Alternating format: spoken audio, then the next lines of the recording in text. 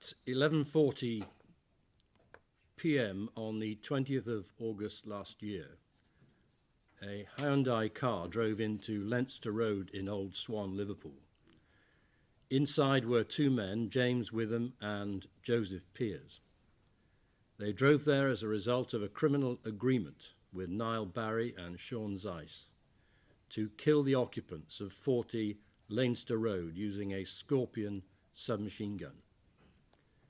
They each knew that Lee Harrison lived there with his partner, Ashley Dale.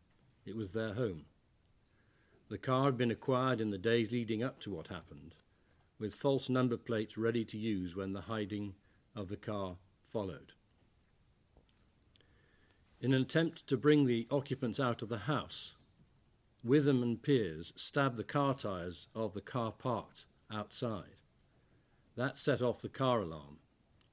Inside the house was Ashley Dale in her pyjamas, watching television. When she heard the alarm, she believed it was caused by heavy rain, and so she stayed inside. Outside, Witham and Pears waited for their moment for this planned killing. What followed was a murder of such seriousness that it has shocked both the local community and many in this country. The use of a military-grade submachine gun to kill a young woman in her own home at night in a planned shooting of the occupants of that house is beyond any understanding.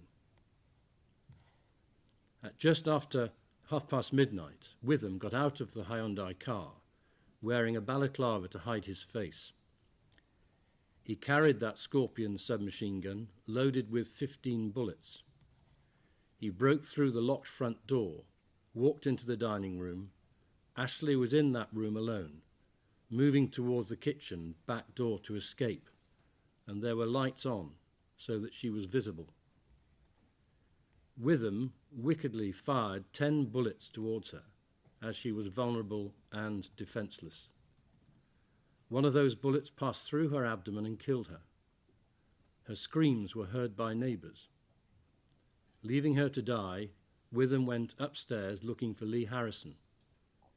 In a bedroom, he fired a further 5 bullets into the wall as a clear statement that if he had been in the house, he would have been killed also. After the shooting, Witham and Pears drove away.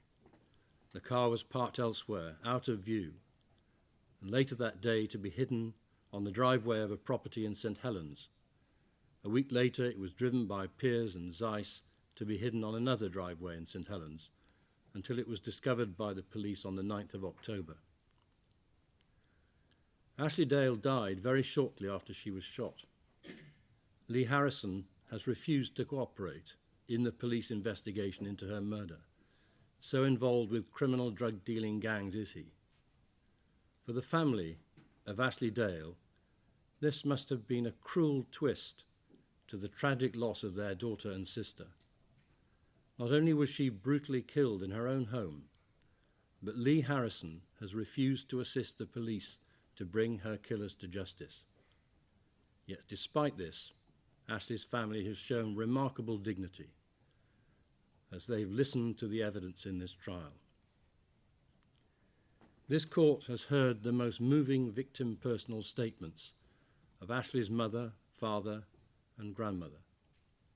The harm that has been caused to them and their family is profound and will last forever. Ashley Dale was in the prime of her life, and she was gunned down in her own home where she should have been safe.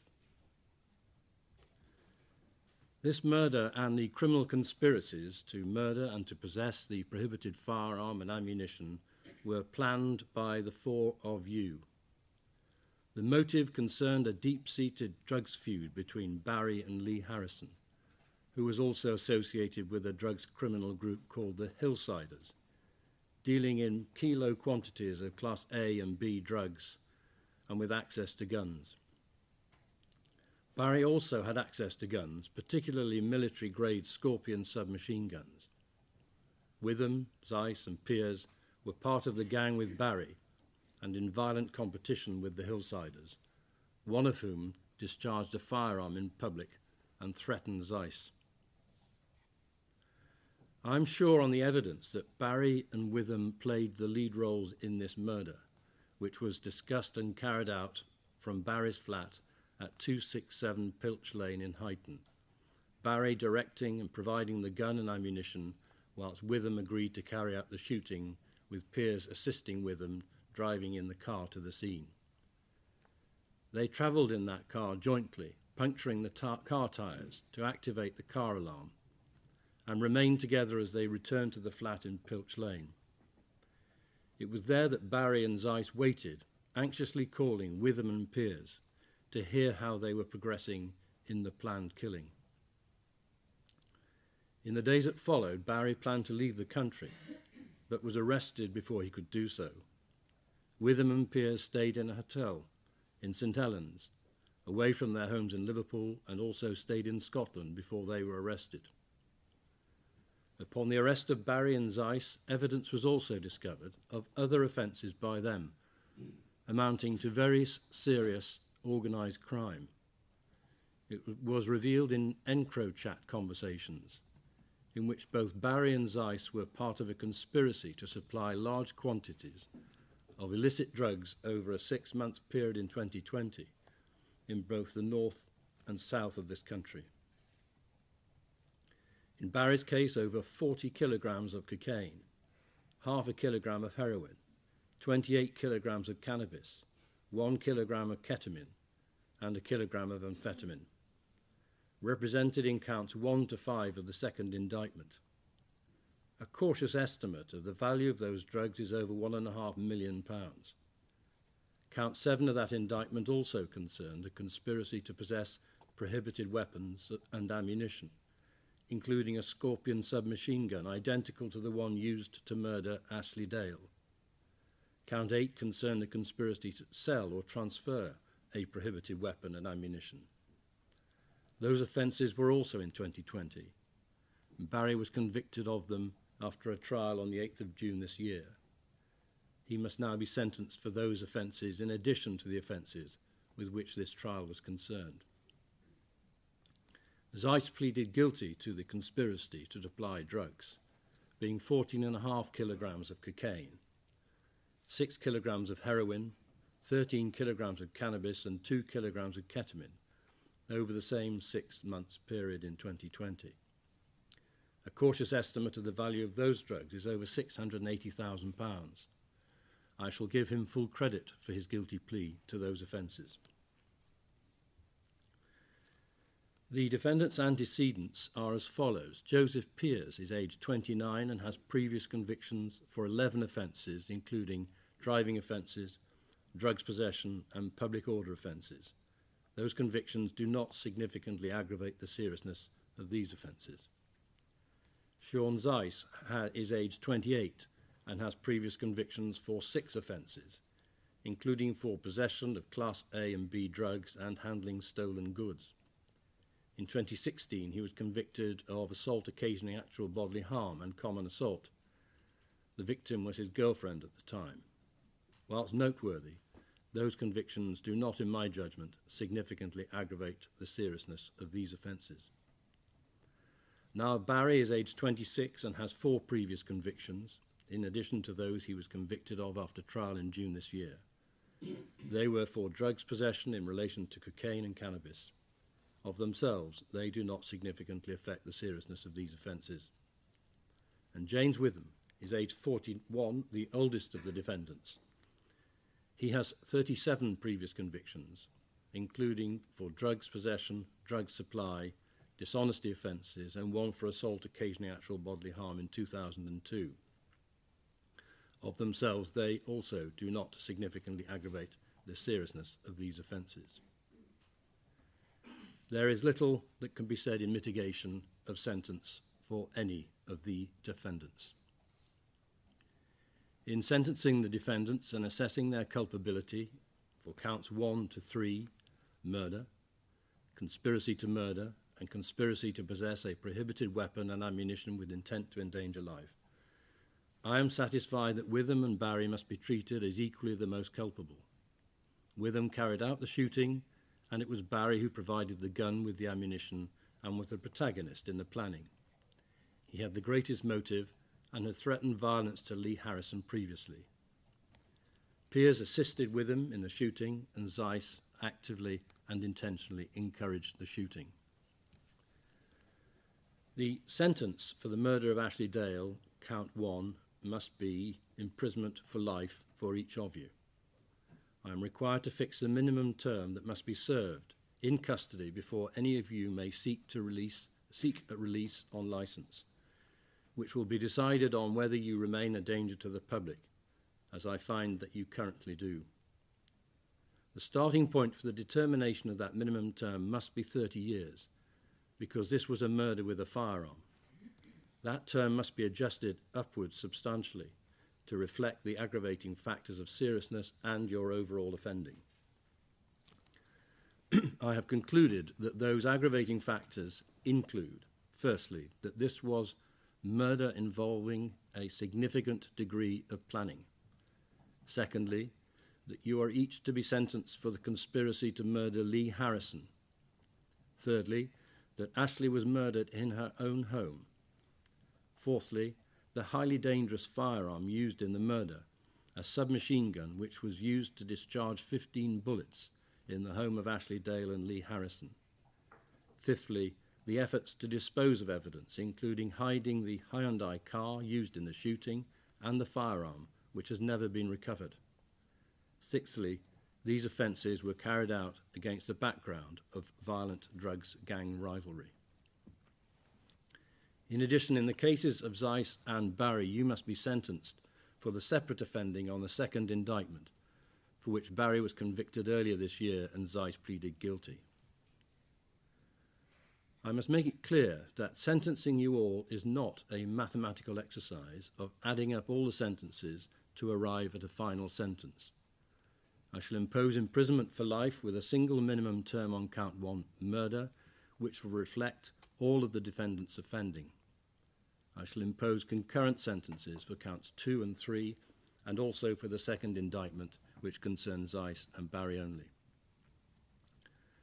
On count 2, conspiracy to murder Lee Harrison, I am satisfied that a concurrent sentence of imprisonment for life under section 285 of the Sentencing Act 2020 is necessary for each of you. The conspiracy to murder is a Schedule 19 offence under the Act. Each of you is over 21, and I have concluded that the circumstances of this offence and the murder mean that each of you is a dangerous offender. Whilst there is no sentence guideline for conspiracy to murder, the attempted murder guideline is most appropriate because this conspiracy, whilst in action, involved driving to the victim's home, breaking in and shooting Ashley Dale.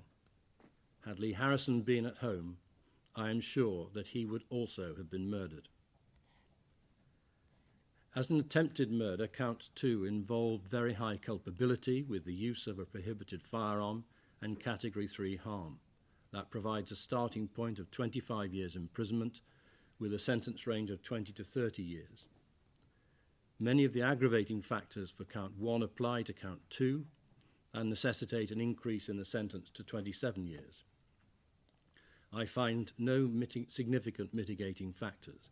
Accordingly, the notional sentence on count 2 is 27 years, which I discount to 18 years as the minimum term. Therefore, the sentence on count 2 will be a concurrent sentence of imprisonment for life with a minimum term of custody of 18 years. Count 3, conspiracy to possess a prohibited firearm and ammunition with intent to endanger life. I impose a concurrent sentence of 14 years imprisonment on each of you. That sentence is one of high culpability under the firearms guideline and in Category 2 with a high risk of severe harm. On the second indictment against Zeisz and Barry, I impose concurrent sentences with the count 1 murder sentence. For the drugs offences, count 1 to 5, the culpability and harm categories are mostly agreed between the prosecution and defence. I accept that Barry's offending in count 2 was Category 2 harm and not Category 1, being half a kilogram. Also, Zeisz is entitled to 1/3 discount for his early guilty plea. Therefore, on count 1, possession with intent to supply cocaine, 15 years imprisonment for Barry, 8 years for Zeisz after his guilty plea. On count 2, possession with intent to supply heroin, 10 years for Barry and 10 years for Zeisz after his guilty plea. On count 3, possession with intent to supply cannabis, 4 years imprisonment for Barry and 4 years imprisonment to Zeisz after his guilty plea. On count 4, possession with intent to supply amphetamine, 4 years imprisonment for Barry. On count 5, possession with intent to supply ketamine, 4 years imprisonment for Barry and 4 years imprisonment for Zeisz after his guilty plea. On counts 7 and 8 of the second indictment, the firearms offences for which Barry was also convicted, I impose consecutive sentences to the drugs offences, but they will all be served concurrently with the murder sentence. On count 7, possession of a prohibited weapon, a sentence of 8 years. This was a culpability A with a Type 1 firearm and Category 1 harm. On count 8, conspiracy to sell or transfer a prohibited weapon, a sentence of 15 years concurrently with count 7, but consecutively with the drug sentences. The total sentence on the second indictment is therefore 10 years imprisonment for Zeisz and 30 years imprisonment for Barry. As I have already stated, those sentences will be served concurrently with the sentence on count 1 murder. I return now to the minimum term to be served as part of the sentence of imprisonment for life for the murder of Ashley Dale. I must adjust the 30-year starting point to reflect the aggravating and any mitigating factors.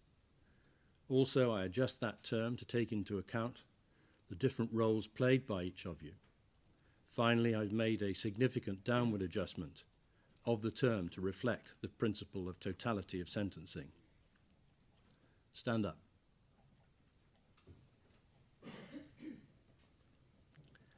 I sentence each of you to imprisonment for life on count 1 for the murder of Ashley Dale. Niall Barry, on count 1, murder, your minimum term is increased to 35 years, but must be further increased to reflect your offending in counts 2, 3, and in the second indictment. Your minimum term is 47 years, less 433 days served on remand. James Witham, on count 1, murder, your minimum term is also increased to 35 years, but must be further increased to reflect your offending on counts 2 and 3. Your minimum term is 43 years, less 295 days served on remand.